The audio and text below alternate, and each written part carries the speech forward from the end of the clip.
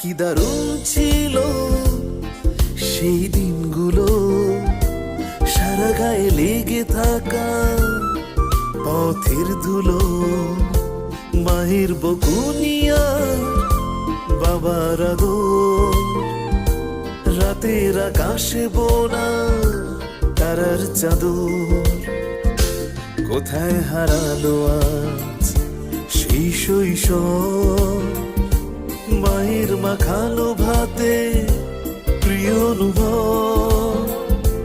কোথায় হারালো আজ সেই শৈশব, মায়ের মাখানো ভাতে প্রিয় অনুভব।